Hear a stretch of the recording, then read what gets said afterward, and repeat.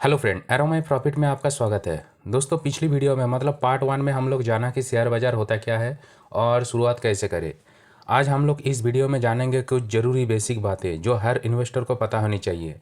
ये video beginner के लिए है क्योंकि जो लोग पुराने इन्वेस्टर हैं उनको तो ये बातें पता होगा, लेकिन जो नए इन्वेस्टर हैं, नए नए मार्केट में आए हैं, उनके लिए ये वीडियो बहुत इन्फॉर्मेटिव है।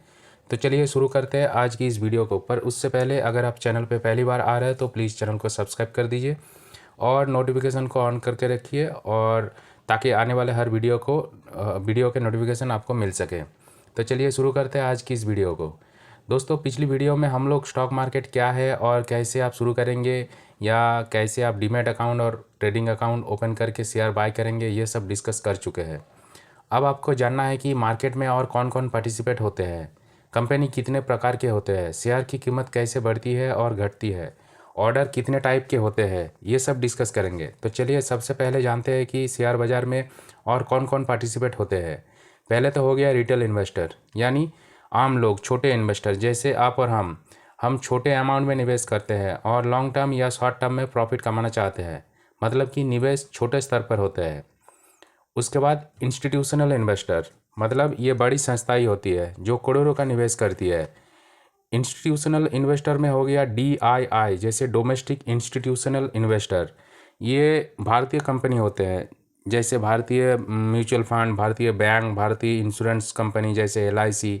ये घरेलू निवेशक होते हैं।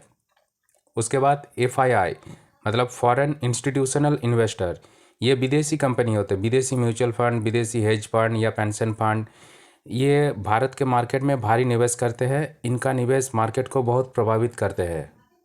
उसके बाद ट्रेडर। दोस्तों, ट्रेडर वो लोग हैं जो रोज़ाना शेयर खरीदते हैं और बेचते हैं, मतलब इंटरडे या शॉर्ट टर्म के लिए। इनका मकसद छोटा मुनाफा कमाना होता है। ये टेक्निकल एनालिसिस पर ज़्यादा भरोसा करते हैं। उसके बाद ब्रोकर, मतलब ये वो कंपनी होते हैं जो आपके और शेयर बाज़ार के बीच की कड़ी है। Zerodha, Upstox, grow, angel one जैसे ऑनलाइन ब्रोकर ये आपको ट्रेडिंग अकाउंट और डीमैट अकाउंट उपलब्ध कराती है।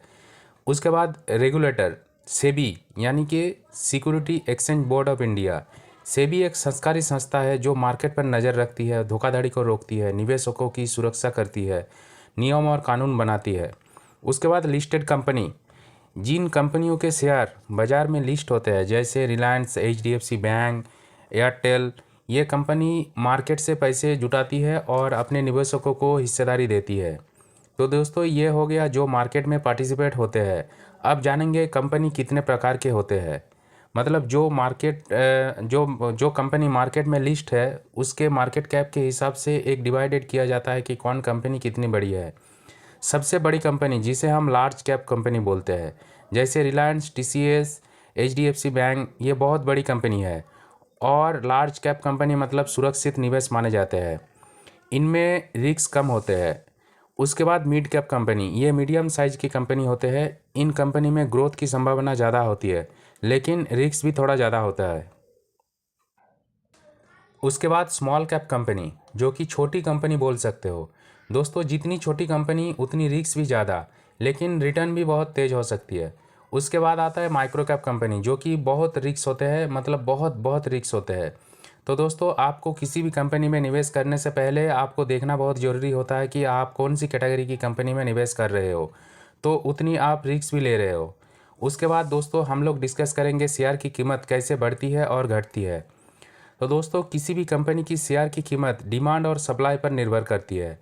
अगर किसी कंपनी के शेयर को खरीदने वाला ज़्यादा है तो उसकी डिमांड बढ़ती है और कीमत ऊपर जाती है, और अगर बेचने वाला ज़्यादा है और ख़रीदने वाला कम तो कीमत नीचे गिरती है। और भी कारण होते हैं शेयर की कीमत बढ़ने और घटने की, जैसे कंपनी के रिज़ल्ट।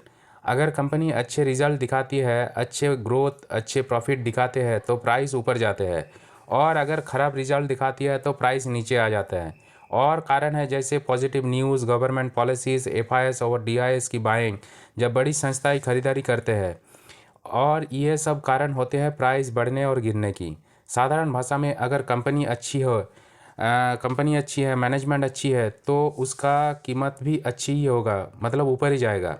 क्योंकि एक मजबूत कंपनी का शेयर भले ही गिर जाए लेकिन वो दोबारा उठ जाता है और ऊपर चला जाता है। इसलिए दोस्तों, शेयर की कीमत से ज़्यादा ध्यान दें कि कंपनी कितनी मजबूत है। अगर कंपनी मजबूत है आपका प्रॉफिट भी ऊपर जाएगा। उसके बाद दोस्तों ऑर्डर कितने टाइप के होते हैं। अगर आप शेयर खरीदते हो या बेचते हो तो सही ऑर्डर टाइप चुनना बहुत ज़रूरी है। सबसे पहले समझते कि ऑर्डर होता क्या है। जब आप अपना ट्रेडिंग अकाउंट से शेयर खरीदने या बेचने के लिए रिक्वेस्ट डालते हो उसे ही ऑर्डर कहा जाता है। पर हर ऑर्डर एक जैसा नहीं होता। आपके पास अलग अलग विकल्प होते हैं और हर एक का असर अलग अलग होता है। जैसे एक होता है मार्केट ऑर्डर। मार्केट ऑर्डर का मतलब है आपके शेयर उस वक्त जो भी कीमत चल रहा है उसी पर तुरंत खरीदना या बेचना चाहते हो। उदाहरण के तौर पर अगर टाटा मोटर के शेयर की कीमत 750 पर चल रहा है और आपने मार्केट ऑर्डर डाला तो शेयर उसी रेट पर आपको मिल जाएगा। उसके बाद आता है लिमिट ऑर्डर। दोस्तों लिमिट ऑर्डर में आप तय करते हो कि आपको शेयर किस कीमत पर खरीदना है। यह ऑर्डर तब तक रुका रहता है जब तक प्राइस उस कीमत तक नहीं पहुंचता। उससे इससे आप मनचाही कीमत पर खरीद या बेच सकते हो। उदाहरण के तौर पर अगर टाटा मोटर के शेयर 750 पर चल रहा है और आपने 700 पर लिमिट बाई ऑर्डर डाला तो जब शेयर के प्राइस 700 पर आएगा तब आपका ऑर्डर सक्सेसफुल हो जाएगा और जब तक प्राइस 700 पर नहीं आता तब तक ऑर्डर पूरा नहीं होगा। उसके बाद एक और टाइप होता है स्टॉप लॉस ऑर्डर। ये ऑर्डर नुकसान से बचने के लिए लगाया जाता है। आप एक कीमत तय करते हो, अगर शेयर की कीमत वहाँ तक गिर जाता है तो अपने आप बेच दिया जाएगा।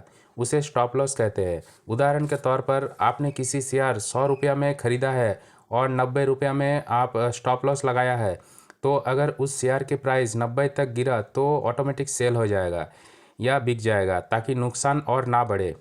तो दोस्तों ये थे बेसिक ऑफ स्टॉक मार्केट के पार्ट 2। अगर आपको वीडियो पसंद आया तो लाइक करें, शेयर करें और सब्सक्राइब जरूर करें। मिलते हैं अगले वीडियो में, तब तक के लिए हैप्पी इन्वेस्टिंग। Bye bye.